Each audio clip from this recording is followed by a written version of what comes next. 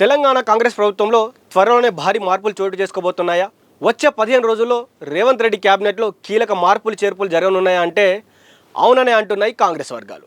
రాష్ట్ర అవతరణ దినోత్సవం అయిన జూన్ 2 లోపు ఈ మార్పులు ప్రక్రియను చేపట్టాలని అధిష్టానం భావిస్తున్నట్టు తెలుస్తుంది. ఇందులో భాగంగానే ముఖ్యమంత్రి రేవంత్ రెడ్డి శనివారం ఢిల్లీకి పయనం కావడం ఇప్పుడు రాష్ట్ర రాజకీయాల్లో అత్యంత ప్రాధాన్యత సంతరించుకుంది. అయితే కేరళ టాస్క్ క్లోజ్ అయింది. ఇకపై తెలంగాణ పైన ఏఐసీసీ మొత్తం ఫోకస్ పెట్టబోతా ఉందంట. ఇప్పటివరకు కాంగ్రెస్ అధిష్టానం కేరళలో ముఖ్యమంత్రి అభ్యర్థి ఎంపికపై ఆ ప్రక్రియలో చాలా బిజీగా గడిపింది. అక్కడ సతీష్ అన్న ఎప్పుడైతే ముఖ్యమంత్రిగా ఎంపికయ్యారు, ఆయన ఈ నెల 18వ తేదీన కూడా ప్రమాణ స్వీకారం చేయబోతా ఉన్నారు. దీంతో కేరళ టాస్క్ దాదాపు ముగిసినట్లే. అయితే ఇక ఇప్పుడు ఏఐసీసీ పెద్దల పూర్తి ఫోకస్ మొత్తం తెలంగాణ రాజకీయాలపైనే పడిందంట. అయితే కాంగ్రెస్ అధికారంలోకి వచ్చి దాదాపు 2.5 ఏళ్లు కావస్తున్న నేపథ్యంలో ఇప్పటి వరకు పెండింగ్లో ఉన్న క్యాబినెట్ విస్తరణను పూర్తి చేయడానికి ఇదే సరైన సమయంగా అధిష్టానం భావిస్తుంది. ఎందుకంటే మరింత ఆలస్యం చేస్తే త్వరలో జరగబోయే ఎంపీడీసీ జెడ్పీటీసీ ఎన్నికలపై ఆ ప్రభావం పడే ప్రమాదం ఉందని పార్టీ పెద్దలు లెక్కిస్తున్నారు. అయితే అసలు ఖాళీగా ఉన్నాయి రెండు అయితే క్యాబినెట్లో ఖాళీగా ఉన్నాయి 2 పోస్టులు మాత్రమే. మరి అధిష్టానం ముందున్నటువంటి చాలా పెద్ద సవాళ్ళు ఉన్నాయి. ప్రస్తుతం తెలంగాణ మంత్రివర్గంలో 2 ఖాళీలు మాత్రమే ఉన్నాయి. ఈ రెండింటిని ఒకేసారి భర్తీ చేయాలా, లేక ప్రస్తుతానికి ఒక స్థానాన్ని భర్తీ చేసి మరో దానిని తర్వాత చూసుకోవాలా అనే కోణంలో చర్చలు జరుగుతున్నాయి. అయితే ఈ ఖాళీలను భర్తీ చేయడం అధిష్టానానికి ఒక పెద్ద సవాల్గా మారింది. ఎందుకంటే ఆశావాహుల సంఖ్య చాలా ఎక్కువగా ఉంది. ఒకసారి మనం ఆశావాహుల పేర్లు చూసుకుంటే రాజగోపాల్ రెడ్డికి ఇచ్చినటువంటి హామీ పరిస్థితి ఏంటో ఇప్పుడు అర్థం కానటువంటి పరిస్థితి ఉంది కాంగ్రెస్కి. ఎందుకంటే మునుగోడు ఎమ్మెల్యే కోమటిరెడ్డి రాజగోపాల్ రెడ్డికి మంత్రి పదవి ఇస్తామని గతంలో హామీ ఇచ్చారు.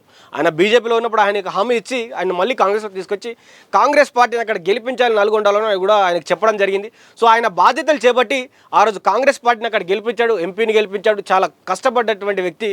కానీ ఇప్పటికీ ఆయన అనుకున్నటువంటి ఎవరైతే ఆయనకు మంత్రి పదవి ఇవ్వలేదు. ఇప్పటికీ ఆయన అన్న ఎవరైతే కోమటిరెడ్డి వెంకటరెడ్డి మంత్రివర్గంలో కొనసాగుతున్నారు. మరి ఒకే కుటుంబం నుంచి ఇద్దరికి క్యాబినెట్లో చోటు కల్పించడం సాధ్యమేనా అంటే మరి చూడాలి. ఈ హామీని అధిష్టానం ఎలా పరిష్కరిస్తుందో అనేది కూడా చాలా ఆసక్తికరంగా మారింది. ఇప్పుడు సామాజిక వర్గాల విధంగా చూసుకుంటే రాష్ట్రంలో పెద్ద సంఖ్యలో ఉన్నటువంటి కొన్ని మనం చూసుకున్నట్లయితే మున్నూరు కాపు సామాజిక వర్గానికి సంబంధించినటువంటి వారు ఎవరు కూడా ఈ క్యాబినెట్లో లేరు. ఇటీవల అదే వర్గానికి చెందినటువంటి సీనియర్ నేత హనుమంతరావు గారికి ప్రభుత్వ సలహాదారు ఇచ్చేసి ఆయనను పక్కన పెట్టినటువంటి పరిస్థితి. మరి క్యాబినెట్లో కూడా మరి చోటు కల్పిస్తారా లేదా అనేది కూడా చూడాలి. లేకపోతే మరి హనుమంతరావు గారికి సలహాదారు ఇచ్చాం కదా అని పక్కన పెడతారా. అలాగే ఎస్టీ సామాజిక వర్గంలో అతిపెద్ద సామాజిక వర్గమైనటువంటి లంబాడీలు మరి వారికి మంత్రి పదవి దక్కలేదని అసంతృప్తితో అయితే ఉన్నారు. వారికి మంత్రి పదవి ఇవ్వాలని, వారు అదేవిధంగా డిప్యూటీ స్పీకర్ పదవి ఇచ్చినటువంటి పదవికి కూడా ప్రమాణ స్వీకారం చేపించాలని కూడా వాళ్ళు పెద్ద ఎత్తున పోరాడుతూ ఉన్నారు. మరి మంత్రి పదవి ఇస్తారా లేక డిప్యూటీ స్పీకర్ చీఫ్ విప్లతో పదవులతోనే వీరికి సరిపెడతారా అనేది కూడా వేచి చూడాల్సిందే. ఎందుకంటే ప్రాంతాల వారీగా కూడా అన్యాయం జరిగిందని కూడా భావిస్తాను. ఎందుకంటే హైదరాబాద్, ఉమ్మడి రంగారెడ్డి జిల్లాల నుంచి కూడా ఒక్కటంటే ఒక్కరు కూడా క్యాబినెట్లో లేరు. ఎందుకు ఈ జిల్లాలో కాంగ్రెస్ పార్టీ అతి తక్కువ సీట్లు గెలిచిందనే ఒక ధోరణి ఏమన్నా ఉందా అనేది కూడా ప్రజలు ఒక అసంతృప్తి అనేది పోతూ ఉంది. మరి ఇక్కడ ఉన్నటువంటి నాయకులను ఎట్లా సంతృప్తి పరుస్తారనేది కూడా ఒక పెద్ద ప్రశ్నగా మారింది. అయితే ఒకరిద్దరు ఎవరైతే ఉన్నారో ఇంతకుముందు అంటే ఇప్పుడు ప్రస్తుతం క్యాబినెట్లో ఉన్నటువంటి ఎవరైతే మంత్రులు ఉన్నారో వారిపైన వేటు పడే అవకాశం ఉంది. అయితే శాఖల మార్పు కూడా కొంతమంది కోరుకుంటున్నారట. ఒకసారి చూద్దాం దీని గురించి కూడా. ఈసారి కేవలం ఖాళీలను భర్తీ చేయడమే కాదు, కొందరు మంత్రులపై వేటేసే అవకాశం కూడా గట్టిగా కనిపిస్తుంది. అయితే ఒక్కసారి మనకున్నటువంటి సమాచారం ప్రకారం చూసుకుంటే పనితీరు బాలేని మంత్రులు కావచ్చు, అవినీతి ఆరోపణలు ఎదుర్కొంటున్నటువంటి మంత్రులు కావచ్చు, ఒకరిద్దరిని వారితో రాజీనామా చేపించి వారి ప్లేస్లో వేరే ఒకరిని భర్తీ చేయాలని కూడా అధిష్టానం భావిస్తుందంట.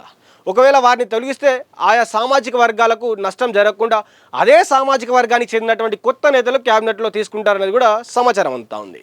అయితే దీంతోపాటు కొందరు మంత్రులు ఇప్పటికే తమ శాఖలను మార్చి వేరే శాఖలు ఇవ్వాలని కొంతమంది సీనియర్ మంత్రులు ఇప్పటికే అక్కడ అధిష్టానం దగ్గర లాబింగ్ మొదలుపెట్టారు. ఆ లాబింగ్ మొదలుపెట్టిన తర్వాత మరి అధిష్టానం కూడా వారి కీలకమైనటువంటి శాఖలు కేటాయించాలని కూడా భావిస్తుందా, మరి లేకపోతే వారికి ఉన్నటువంటి శాఖలతోటి వారికి భర్తీ అక్కడే అంటే ఉన్నటువంటి శాఖలోనే ఉండాలని ఆదేశిస్తుందా కూడా చూద్దాం. అయితే వారు ఇప్పటికే లాబింగ్ మొదలుపెట్టినటువంటి పరిస్థితులు కనిపిస్తూ ఉన్నాయి. అయితే రేవంత్ రెడ్డి ఢిల్లీ పర్యటనలో మరి భట్టి ఉత్తమ్ కూడా సంప్రదించే అవకాశాలు ఉన్నాయట. ఏఐసీసీ పెద్దలు కూడా అటు భట్టి అటు ఉత్తమ్లతో కూడా చర్చించే అవకాశం ఉందంట. ఎందుకంటే ముఖ్యమంత్రి రేవంత్ రెడ్డి శనివారం ఢిల్లీకి చేరుకొని ఆదివారం వరకు అక్కడే ఉంటారు. అక్కడ ఏఐసీసీ పెద్దలతో ప్రత్యేకంగా సమావేశమై ఈ క్యాబినెట్ విస్తరణ, మంత్రుల తొలగింపు, శాఖల మార్పులపై తుది నిర్ణయం తీసుకుపోతా ఉన్నారు. ఆ తర్వాత సోమవారం కేరళ సీఎం ప్రమాణ స్వీకారానికి ఆయన హాజరు కాబోతా ఉన్నారు.